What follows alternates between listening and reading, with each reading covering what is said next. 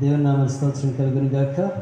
మరి ఈ సమయంలో ఈ యొక్క 21 రోజుల ఉపవాస ప్రార్థనలో ఈ రోజున 13వ రోజుని కనుక దేవుని యొక్క వాక్యము ఒక మాట సెలవిస్తూ ఉన్నది.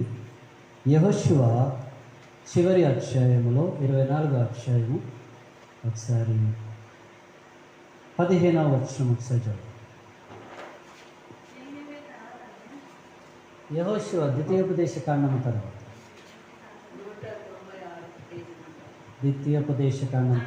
యెహోషువ చివరి అధ్యాయం 24వ అధ్యాయము 15వ వచనం.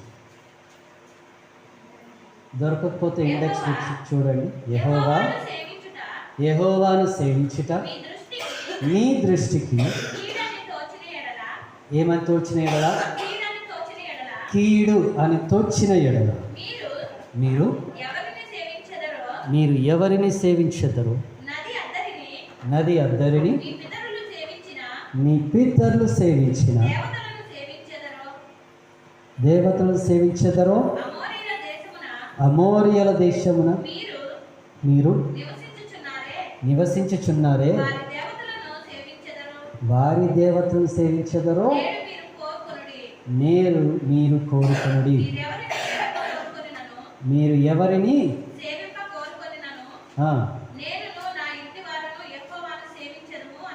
దేవుని స్తోత్రం జరుగును గాక. ఆమేన్, హల్లెలూయా. అయితే యెహోషువ 24వ అధ్యాయము 15వ వచనం. ఇక్కడ దేవుడు యెహోషువని ఒక మాట అంటున్నాడు. ఒకసారి 24వ అధ్యాయము మొదటి 2 వచనాలు కూడా చదువుదాం. ఎందుకంటే అందరికీ అర్థం కావాలంటే కనుక దేవుడు ఎవరితో మాట్లాడుతున్నాడో కూడా తెలియదు. యెహోషువ 24వ అధ్యాయం మొదటి 2 వచనం. యెహోషువ ఇశ్రాయేలీయుల గోత్రపు వారందరినీ షెకెములో పోగు చేసి వారి పెద్దలను, వారి ప్రధానులను, వారి న్యాయాధిపతులను, వారి నాయకులను ఎవరెవరు పిలుస్తున్నారండి? చూడండి, గమనించండి. అందరినీ లెక్క పెట్టండి. మొదటి నుండి ఇశ్రాయేలీయుల గోత్రపు వారందరూ అనగా 12 గోత్రపు వాళ్ళ యొక్క పెద్దల్ని దేవుడు పిలుస్తున్నాడు. ఆ యొక్క 12 గోత్ర పెద్దలు ఎవరు అంటే దేవుని యొక్క ధర్మశాస్త్ర ప్రకారము ఎంతమంది అయితే ఇశ్రాయేలీయులు ఐగుప్తు దేశం నుంచి బయటకు వచ్చినారో ప్రతి 50 మందికి ఒకరిని చొప్పున దేవుడు నిలబెడుతూ ఉన్నాడు. అంటే ఆ ప్రతి ఒక్క 50 మందిలో ఎవరైతే పెద్దలు ఉన్నారో 50 మంది పెద్దలు 50 మందికి ఒకరు కదా, ఆ ఒక్కొక్కరుగా ఎంచుకున్నటువంటి వారందరూ కూడా పెద్దలే కనుక అందులో కూడా ఆ 50 మందికి పెద్దల్లో ఎవరైతే ఉన్నారో ఆ 50 మందిలో కూడా దేవుడు ప్రతి ఒక్క 50 మందికి ఒకరిని పెట్టి అలాగా ఒక్కొక్కరిగా దేవుడు ఎవరినైతే నిలబెడుతున్నారో ఆ పెద్దలందరినీ పోగేర్చాడు. ఓకేనండి. ఆ పెద్దలంటే ఎవరు? ఆ రోజుల్లో పెద్దలు లేరు కదా అనేసరి అనుకో. ప్రతి 50 మందికి ఒక్కరిని దేవుడు నిలబెట్టినాడు అనేసని మనము ఇది సంఖ్యాకాండము చదివితే కనుక అక్కడ ఉంటుంది. ఓకేనా. దాని తర్వాత పెద్దలు, దాని తర్వాత ఏమంటున్నాడండి? న్యాయాధిపతులు,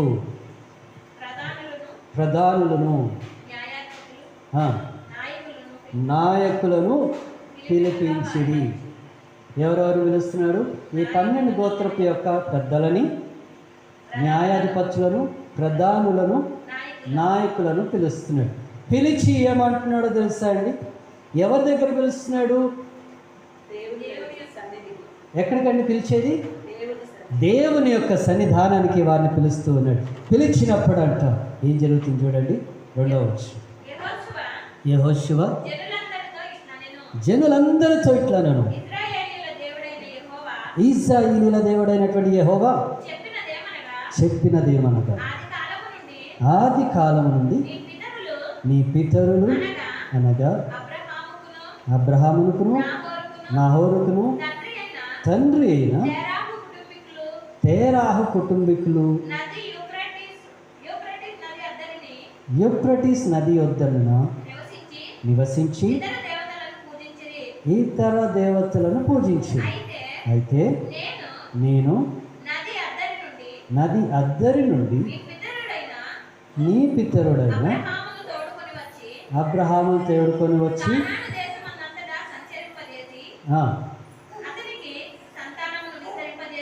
చాలండి. దేవుని స్తోత్రం కలుగునుగా. అయితే దేవుని యొక్క వాక్యంలో సెలవిస్తున్నాడు, అబ్రహాము యొక్క పిల్లలు ఎవరు? మనం. ఏంటండి అబ్రహాము యొక్క పిల్లలు ఎవరు? మనం అనేసని, మా పితరుడైనటువంటి అబ్రహాము అనేసని మోషే, అదేవిధంగా యెహోషువ, ఇంకా నువ్వు పిలువబడినటువంటి వాళ్ళందరూ, అబ్రహాము తర్వాత వచ్చిన ప్రతి ఒక్కరి గురించి అంటున్నాడు. హల్లెలూయా. దేవుడు ఈ సృష్టిని చూసి అసహించుకొని, మానవాళ్ళని చూసి అసహించుకొని, ఈ పాపాన్ని చూసి తట్టుకోలేక దేవుడు ఏం చేసినాడు అంటే నోవా చేత ఒక ఓడని కట్టించి అందులో సమస్తాన్ని తీసుకొని వెళ్ళినాడు. అందులో మంచి తీసుకెళ్ళినాడు, చెడు కూడా తీసుకెళ్ళినాడు. ఏంటంటే దేవుడు మంచి చెడు రెండింటిని తీసుకెళ్ళాడు. ఈ చెడు ఏదైతే ఉన్నదో అందులో దేవుడు దాన్ని బలిగా అర్పించడానికి తీసుకెళ్ళాడు. వాటిని 7 అనగా పేర్స్ని ఏమంటారు? జతలుగా, 7 జతలుగా దేవుడు తీసుకొని రమ్మన్నాడు. కనుక వాటిని 7 జతలుగాను, ఏవైతే త్వరగా చనిపోతాయో వాటిని కూడా 7 జతలుగాను, నాకే అర్పించేటువంటి దాంట్లో కూడా నువ్వు జతలుగా ఎంచుకో అనేసి అన్నాడు. అంటే దాని తర్వాత బలి అర్పణ గురించి కూడా చెప్తుంది. నోవా తర్వాత 7వ సంతతో లేకపోతే 10వ సంతతో అబ్రహాము. కనుకని ఇక్కడ అంటున్నాడు, అబ్రహాము యొక్క సంతతి ఎవరు?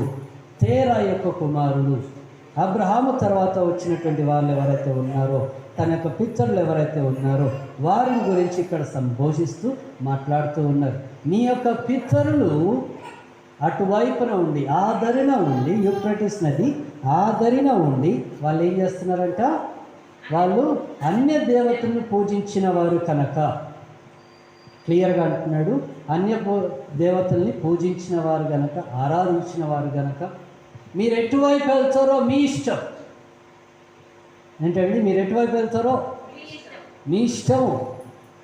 దేవుడు మిమ్మల్ని పిలుచుకున్నాడు, ఏర్పాటు చేసుకున్నాడు కనుక దేవుడు మీ సంతతి వారిని దీవించాలనుకుంటే, ఆశీర్వదించాలనుకుంటే అనుకొని దేవుడు అబ్రహాముని వారి దగ్గర నుంచి వేరు చేసి కానాన్ దేశానికి నడిపించినాడు కనుక ఆ కానాన్ దేశాన్ని చూపించి, అయ్యా నీకు కనిపిస్తున్నటువంటి తూర్పే కానీ, పడమటే కానీ, ఉత్తరమే కానీ, దక్షిణమే కానీ, నలుదిక్కులు నువ్వు చూడు, నీ కను చూపు మేరలు ఎంత దూరం అయితే ఉన్నదో ఇది మీ పిల్లలకి, రాబోయే తరానికి నేను ఇస్తున్నాను అన్నాడు. మరి అబ్రహాము యొక్క తరము ఎవరు అంటే ఇస్సాకు. ఇస్సాకు యొక్క తరం ఎవరు అంటే కనుక ఏశావు మరియు యాకోబు. యాషోవు అందులో లేడు, కానీ యాకోబు ఎలా ఉన్నాడు అన్నది కూడా మనం ఈ రోజున చూస్తాం.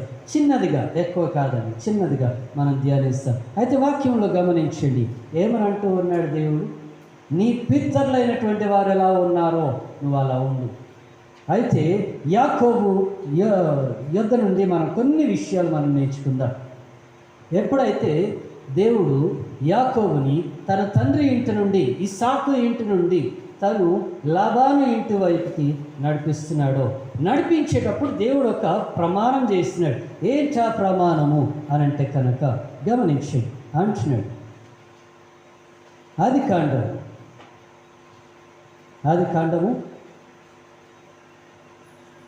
31వ అధ్యాయము, ఆది కాండం 31వ అధ్యాయం కాదండి, ఆది కాండములోని ఆది కాండము 28వ అధ్యాయము కాదు 28వ అధ్యాయము ఒకసారి 13వ వచనం మొదలుకొని చదువు. మరియు యెహోవా దానికి పైగా నిలిచి, నేను నీ తండ్రి అయిన అబ్రహాము దేవుడను, ఇస్సాకు దేవుడైన యెహోవాను, నీవు పండుకొని ఉన్న ఈ భూమిని నీకును నీ సంతానమునకు ఇచ్చెదను. నీ సంతానము భూమి మీద లెక్కకు ఇసుక రేణుల వలె అగును. నీవు పడమటి తట్టును, తూర్పు తట్టును, ఉత్తరం తట్టును, దక్షిణపు తట్టును వ్యాపించదువు. భూమి యొక్క వంశములన్నీ నీ మూలంగాను నీ సంతాన మూలంగాను ఆశీర్వదింపబడును. ఇదిగోండి, ఇప్పుడు అంటున్నాడు దేవుడు, ఏం చెప్తున్నాడు చూడండి. ఇదిగో నేను నీకు తోడయుండి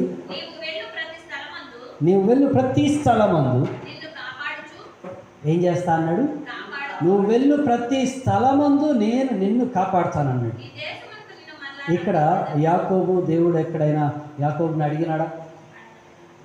ఏంటండి, ఇది యాకోబు యొక్క కళలో దేవుడు తనతో మాట్లాడుతున్నాడు. నువ్వు వెళ్ళే ప్రతి ఒక్క స్థలంలో నేను నిన్ను కాపాడుతాను. చదవండి సిస్టర్.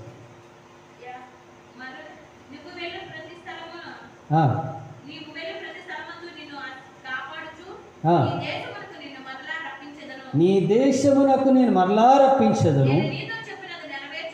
నేను నీతో చెప్పినది నెరవేర్చే వరకు ఏమంటున్నాడండి?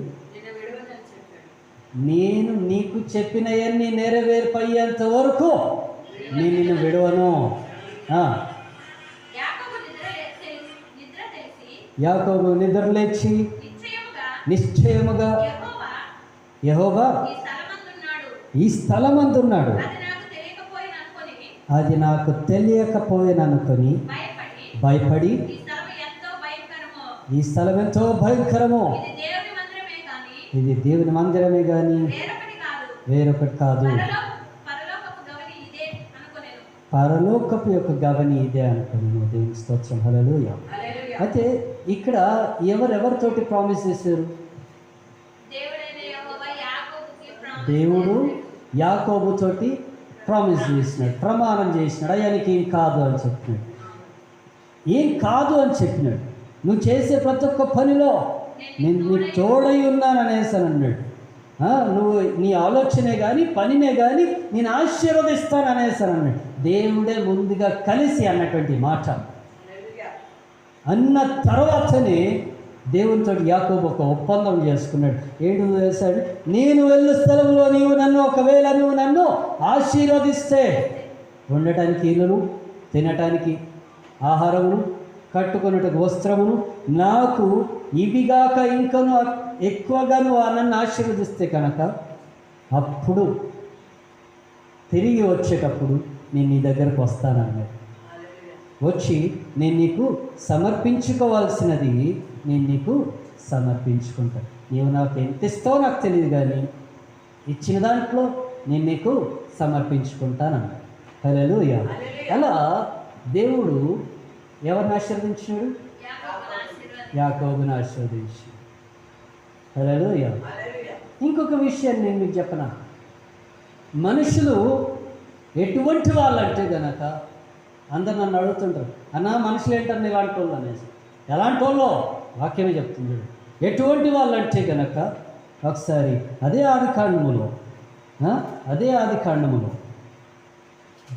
అబ్రహాము ఇస్సాకు యొక్క భార్య అయినటువంటి రెబెక్కని తీసుకొని రావడానికి పంపించినప్పుడు తన యొక్క తల్లియు రెబెక్క యొక్క అన్ననో తమ్ముడు సహోదరుడు ఏమంటున్నారంటే, అయ్యా మీకు ఇష్టమైతే ఏంటండి, మీకు ఇష్టమైతే ఆదికాండం 24వ అధ్యాయం 55వ వచనం, మీకు ఇష్టమైతే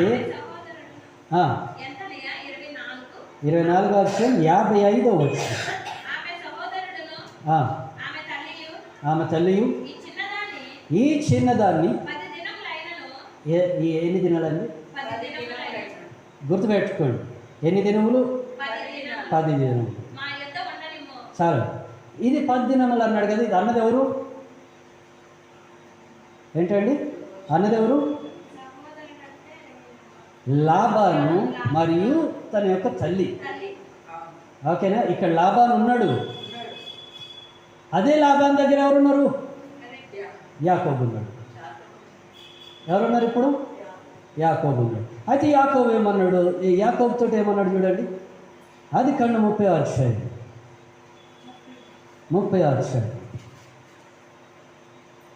27వ వచనం. అందుకు లాబాను అతనితో,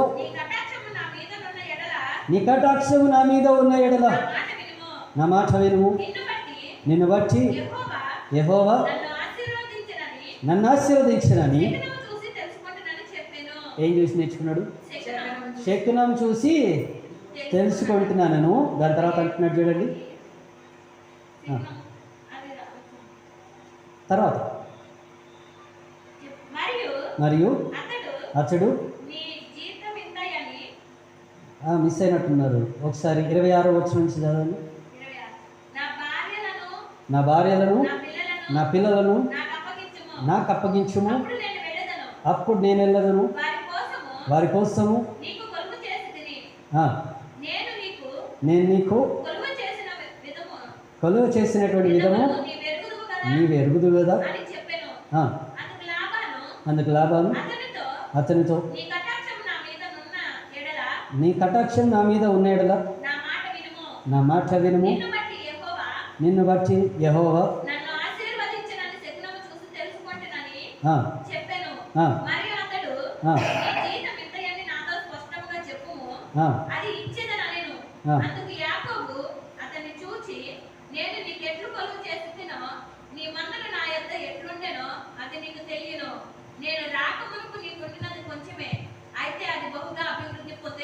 చాలా దేవునికి స్తోత్రం కలుగును గాక. మరి ఇక్కడ కొన్ని విషయాలు ఇంగ్లీష్కి తెలుగుకి మిస్ అయింది. ఏంటంటే 27వ వచనంలో, and Laban said to him, please stay if I found favour in your eyes. నీ దృష్టికి నేను అనేసాను అంటున్నాడు. హల్లెలూయా. ఇక్కడ అంటున్నాడు ప్లీజ్ స్టే, ఇక్కడ ఉండు. ఎందుకు ఉండాలి? ఎందుకు ఉండాలి? అది కూడా తెలియాలి కదా. ఒక పక్క తన అక్కను చెల్లిను ఆపాడు. ఎందుకు ఆపాడు? నేను నేర్పించేటి ఉంది, నేను నేర్పిస్తాను. ఇక్కడ అదే లాబాను తన యొక్క అక్క కుమారుడు చెల్లి కుమారుడిని ఆపుతున్నాడు. మామనే అవుతాడు కనుక, ఇటు తిరిగినా పెద్దోడైనా చిన్నోడైనా మామనే అవుతాడు. ఆపుతున్నాడు. ఉండు అనేసరి అంటున్నాడు. ఎందుకు ఉండాలి? ఎందుకు ఉండాలంటే కనుక 31వ అధ్యాయములో, ఆదికాండము 31వ అధ్యాయము ఒకసారి 7వ వచనం.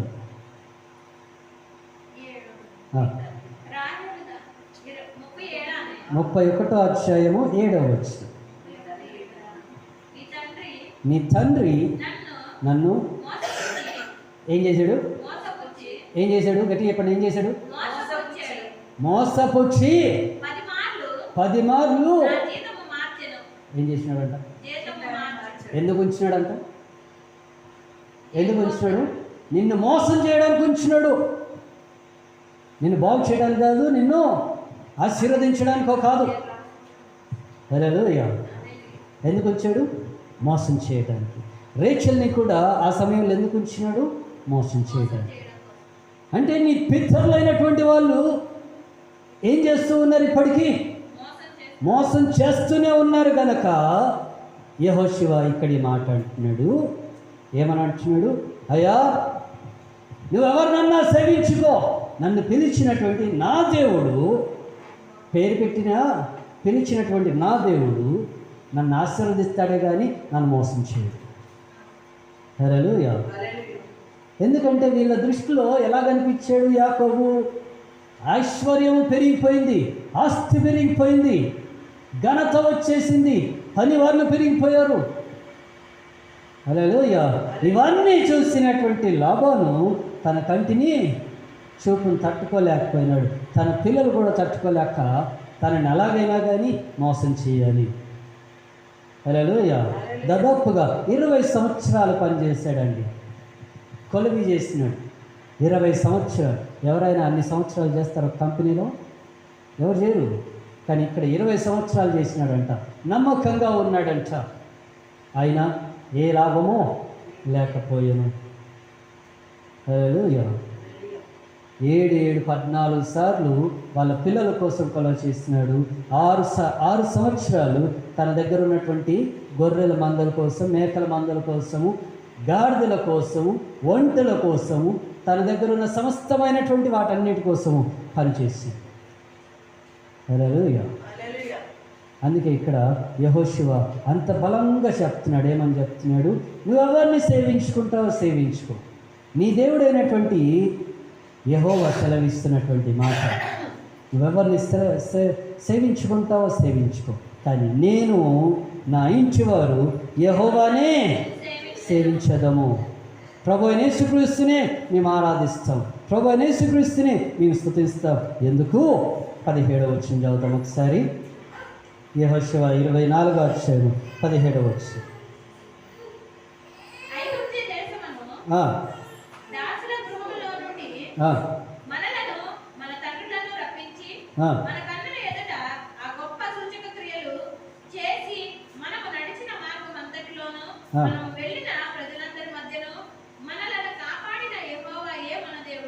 మనల్ని కాపాడిన దేవుడు మన దేవుడు. మనల్ని ఇరకాటంలో పెట్టింది ఎవరు? ఇరకాటంలో పెట్టింది ఎవరు? మనము అపవాది మీద కూడా ఎక్కువ వేయకూడదు నిందలు. ఎందుకంటే మనం చెప్పుడు మాటలు వినేటోళ్ళం. ఏంటండి? ఏం చేసేవాళ్ళము? చెప్పుడు మాటలు వినేటువంటి వాళ్ళం. కనుక విని ఇజ్రాయేలీలు ఏం చేసినారు అంటే కనుక ఐగుప్తు దేశంలో వారు చెప్పుడు మాటలకి, వారు చూపించేటువంటి హెచ్చులకు ఫరో మహారాజుకి కోపం వచ్చి వీరి యొక్క సంతతి, వీరి యొక్క బలం పెరిగిపోయింది, వీరిని ఎలాగైనా మనం బానిసలుగా చేసుకోవాలనేసి వీరి యొక్క అవిధేయతను బట్టి, ఎవరి యొక్క అవిధేయత? ఇజ్రాయేలీల యొక్క అవిధేయతను బట్టి దేవుడే అబ్రహాముతో ఒకానొకప్పుడు అన్నాడు, ఏమని? బాబు, నీ పిల్లలు ఐగుప్తు దేశంలో బానిసలుగా 400 సంవత్సరాలు పడుంటారు. దేవుడు అన్నది ఎందుకు అని అంటే కనుక వారి యొక్క అవిధేయతను బట్టి. ఈరోజు మనం దేవునికి అవిధేయులుగా మనం ఉన్నాము అంటే కనుక మనం కూడా బానిసలు తయారవుతాం. ఏం తయారవుతాం? బానిసలు తయారవుతాం. కనుక దేవుని యొక్క వాక్యం సెలవిస్తుంది, మనల్ని అందులోకి నడిపించిన వాడే కాదు, అందులో నుంచి విడిపించిన వాడే మన దేవుడు. ఏంటండి? అందులో నుంచి విడిపించిన వాడు. కనుకని ఇక్కడ యెహోషువ కొన్ని మాటలు అంటున్నాడు. ఆ మాటలు చూసుకొని మనం ముగించుకుందాం. ఏమని అంటున్నాడంటే ఒకసారి చూడండి, 23వ వచనం.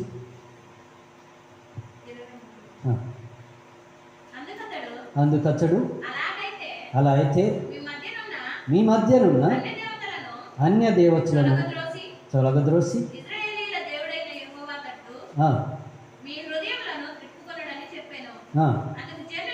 అందుకు జనులు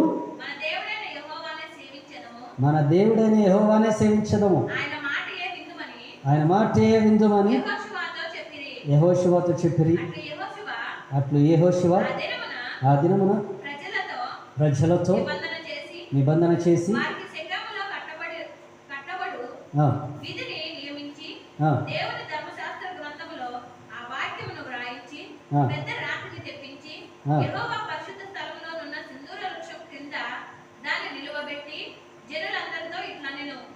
ఆలోచించుడి, యెహోవా మనతో చెప్పిన మాటలన్నీ ఈ రాత్రి వినబడిన గనుక అది మన మీద సాక్ష్యముగా ఉండును. మీరు మీ దేవుడైన మీ దేవుని విసర్జించిన ఎడల అది మీ మీద సాక్షిగా ఉండును. అప్పుడు యెహోషువ ప్రజలను తమ స్వాస్థ్యములకు తమ స్వస్థలములకు వెళ్ళనంపెను. చాలా దేవుని స్తోత్రం కలిగినగా.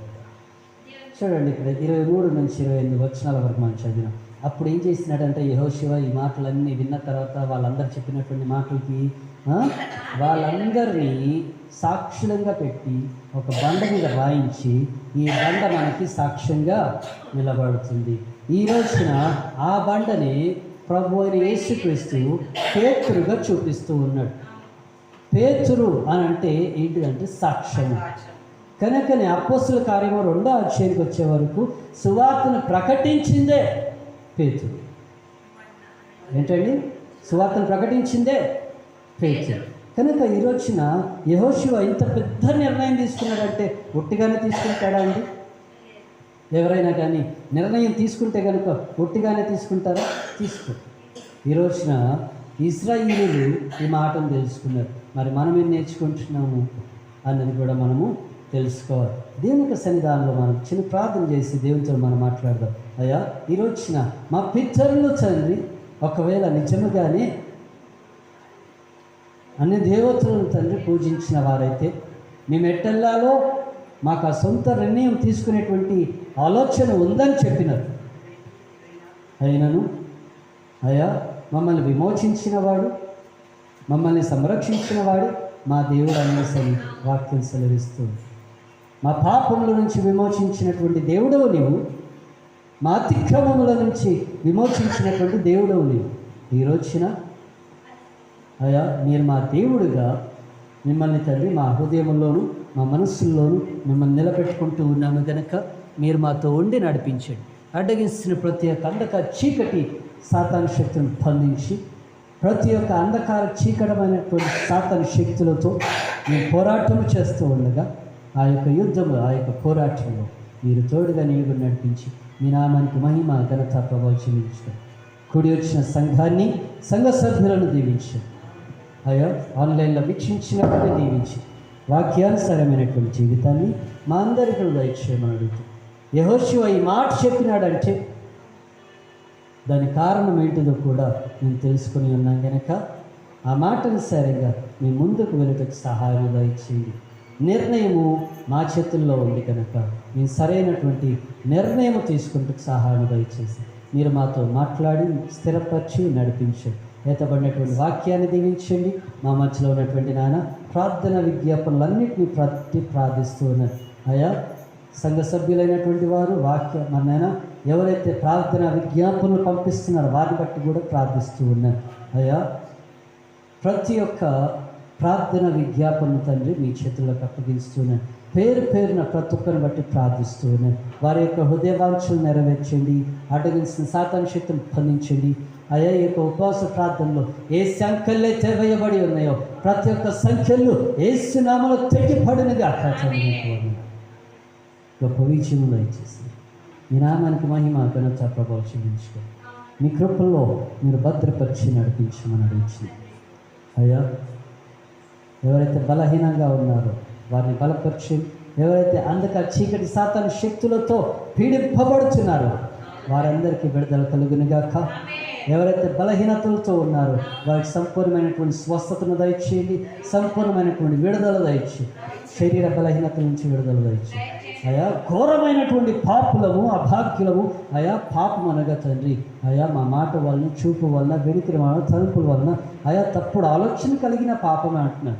ఆజ్ఞ అతిక్రమించడం పాపం అంటున్నారు. అటు విధంగా పాపులం అంటున్నామే కానీ అయా మా యొక్క కుటుంబ జీవితంలోనూ తండ్రి అయా మా యొక్క వ్యక్తిగత జీవితంలోనూ నాయన పాపులము తండ్రి అనేసరి ఎక్కడ వాక్యం సంపోషించడం లేదు. అయ్యా, మరి యొక్క సమయంలో ప్రతి చోట ఏదైతే ఆజ్ఞ అతిక్రమిస్తూ ఉన్నామో వాటి విషయంలో మేము అల్పులము అభాగ్యులం అవుతూ ఉన్నాం కనుక వాటి నుంచి విడుదల దయచేసి నడిపించి అయా ప్రతి ఒక్కరి గురించి మీ మంచి ఆలోచించుటకును, మంచి చేయుటకును, మంచి నాయన కొనసాగించడానికి సహాయం దయచేయండి. మేము తండ్రి దీవనకరణంగా మేము ఉండటకే కానీ అయా మేము తండ్రి అవిధేయులుగా మేము ఉండటకు వీల్లేదు. మీ నామానికి మహిమ ఘనత ప్రభావం చెల్లించుకొని మీ కృపను మమ్మల్ని భద్రపరిచి నడిపించమని అడుగుతూ యేసుక్రీస్తు పరిశుద్ధ నామంలో అతి వినయంగా బ్రతిమలాడి వేడుకుంటున్నాము తండ్రి. మరి నాతో యేసు ప్రభుత్వ యేసు రక్తం ఇచ్చి యేసు నామేచి యేసు రక్తం సంపూర్ణమైన ఇచ్చి ఆ పవిత్ర నాశనం తండ్రి నిరంతరం చేయంతో అని తండ్రి యొక్క ప్రేమ యొక్క కుమారుని యేసుక్రీస్తు యొక్క కృప పరిశుద్ధాత్మకుని సహవాసం సంఘానికి, సంఘ సభ్యులకు, కూడి వచ్చిన ప్రతి వారికి, ఆన్లైన్లో వీక్షించిన ప్రతి వారికి సదాకాలంతో నేడుగా నడిపించింది గాక. అందరికీ వందనాలండి. ప్రేస్తున్నారు.